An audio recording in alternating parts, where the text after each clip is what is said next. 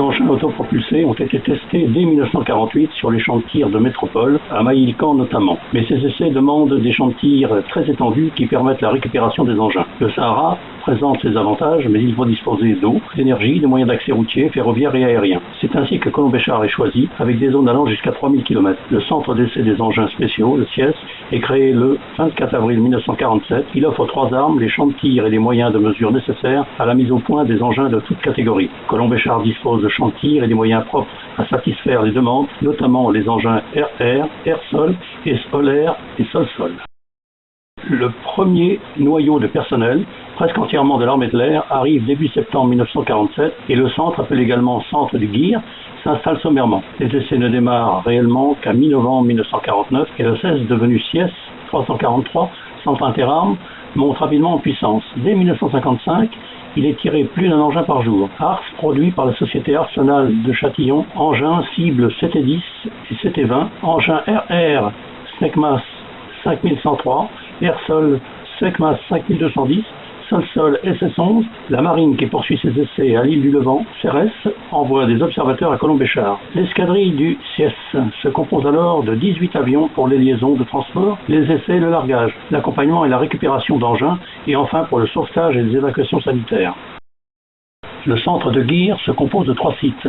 La base originelle BO pour les tirs obliques vers l'est, qui rassemble 2000 personnes à l'ouest de la ville de Colomb-Béchard, avec l'aérodrome Georges Léger, les supports logistiques du CIES et 2 champs de tir proches, l'un B1 Itmar de 25 km par 25 km pour les tirs obliques d'une centaine de kilomètres vers l'ouest, et l'autre à Bouamama à 12 km. La zone B1 est utilisée par la SN15 pour certains tirs d'engins de la famille SE 4200, les cibles SE 1524, les SE 4500, prévus pour le transport de la bombe atomique, ainsi que pour les derniers SE 4100 à autodirecteurs obliques ou radars. Une aire pour les B'1, pour les tirs verticaux sol-air et essais air-sol à 50 km au sud, sans moyens particuliers. L'aire principale de lancement B2 à Amaguir, à 110 km au sud-ouest de Colomb-Béchard, aménagée à partir de 1951, avec une base B de 800 personnes, permettant des tirs à 1000 km vers le sud-ouest, Tindouf, et 1000 à 2000 km vers le sud-est, Bidon 5 et le Tchad,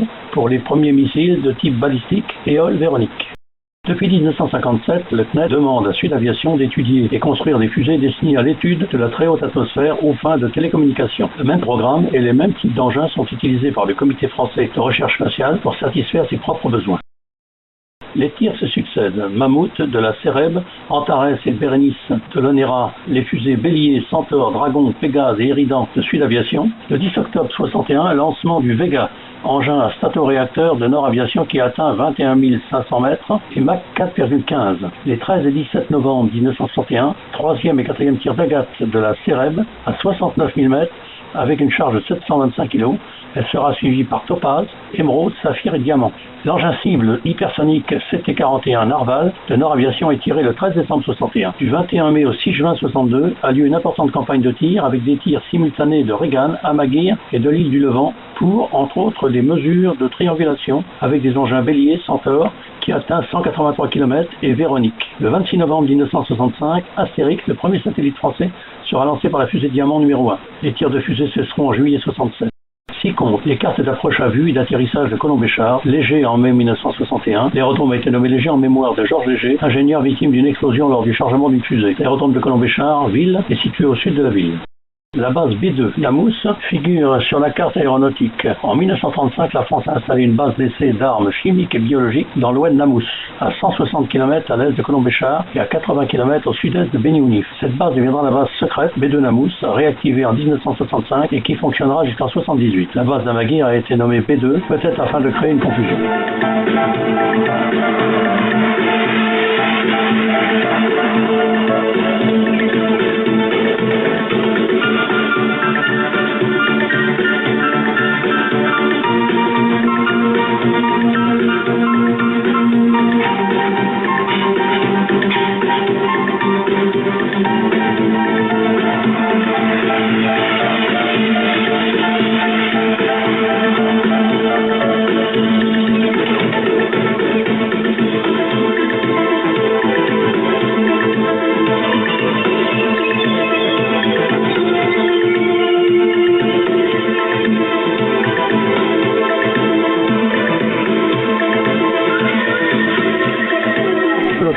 Alade de Colombéchar. Créé le 1er mai 1964 avec 6 Piper L-21, le peloton Alade de Colombéchar prend la suite du premier Pazos pour assurer une surveillance des champs de tir. Les avions se posent partout en accompagnant les compagnies du 2e REI dans leur mission de surveillance et de récupération d'engins. Le 16 octobre arrivent les premiers des 8 H-21 venant du site nucléaire d'Inamgel. Les binômes L-21-H-21 travaillent alors avec plus d'efficacité à la récupération d'engins. Le peloton est dissous le 30 mai 1967.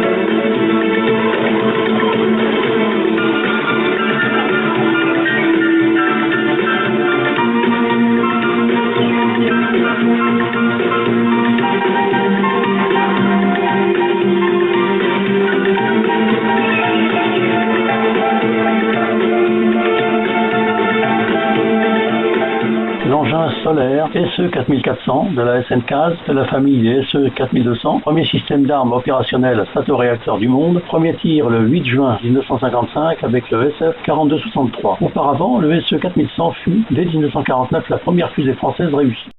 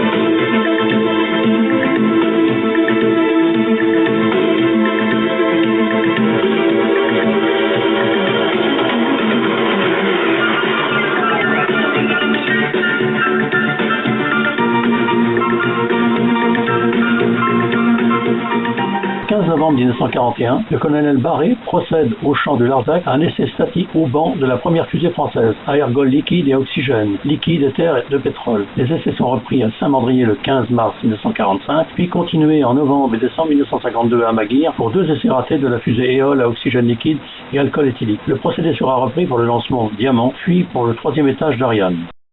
Véronique, Vernon électronique. Engin sol-sol au départ devient une fusée sonde destinée aux scientifiques et née d'un projet développé depuis 1949 par le LRBA de Vernon. Elle est destinée à emporter des instruments de mesure et des animaux en dehors de l'atmosphère. Plusieurs versions sont apparues, de plus en plus puissantes, avec des masses allant de 1000 à 2000 kg pour une hauteur de 6 à 12 mètres avec un diamètre de 0,55 m. Elles sont propulsées par de l'acide nitrique et de l'essence de térébenthine, à l'exception de la P6 propulsée par un carburant solide. La version N, première lancée à Maguire en mai 1952, s'élève à 70 km. La dernière version atteindra 325 km. Elle précède les premiers lanceurs développés par la France, qui est le 3e pays à posséder une technologie. Les expériences portent sur l'étude des couches élevées de l'atmosphère, en émettant des nuages de vapeur métallique et en pratiquant des explosions de TNT. Les fusées Véronique ont lancé 5 vols biologiques depuis Amaguir, 3 avec un rat et 2 avec un chat. Les animaux sont placés dans une capsule étanche, ils redescendent sur Terre grâce à un parachute, puis ils sont localisés par une radio balise.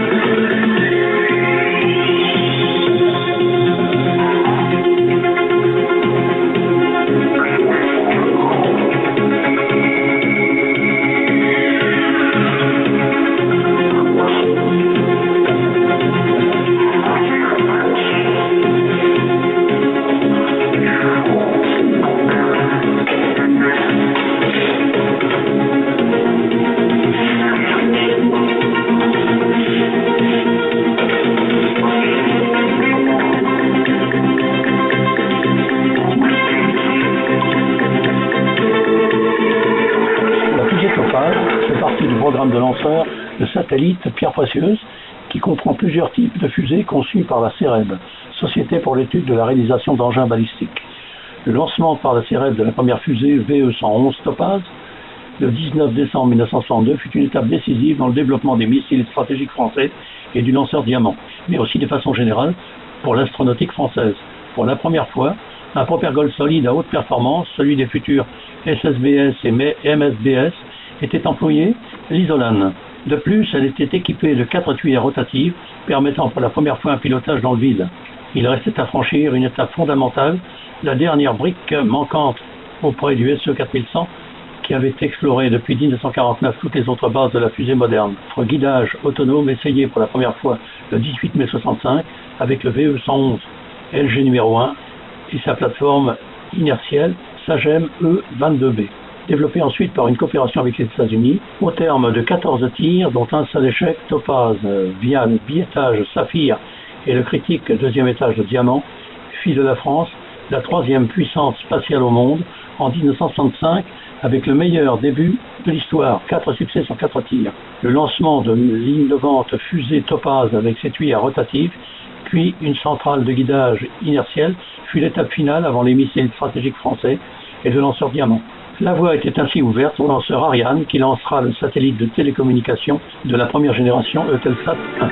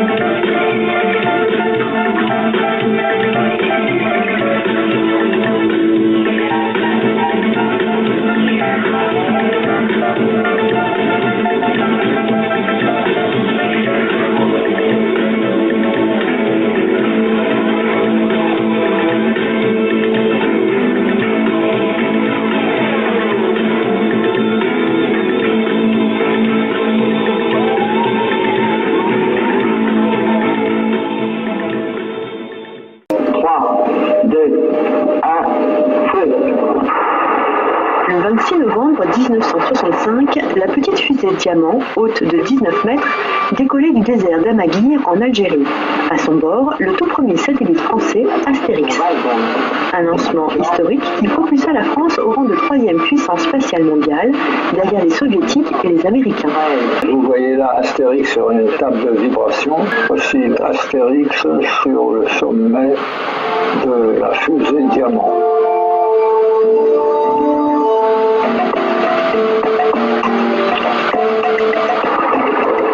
Un très beau cliché du lancement de Diamant.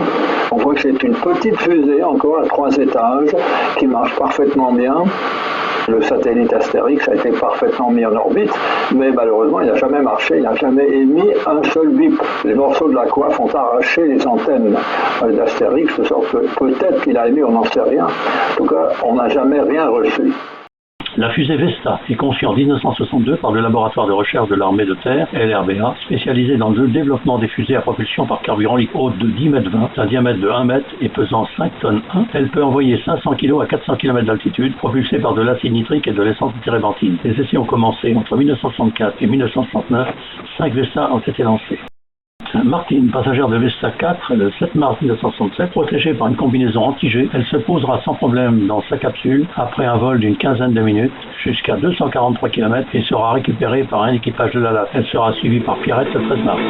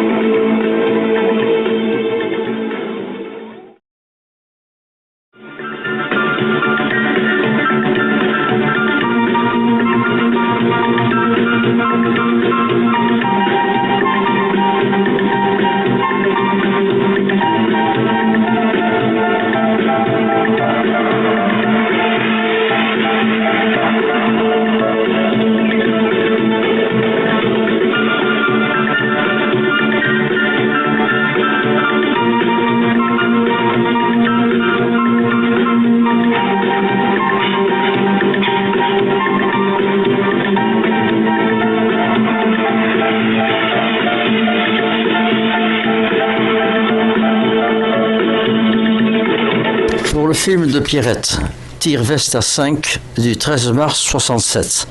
Au début, on voit que l'animal a réussi à attraper un fragment de gaz de protection de la capsule d'amiante litinée, qui reste accroché comme une toile d'araignée sur le tableau de travail.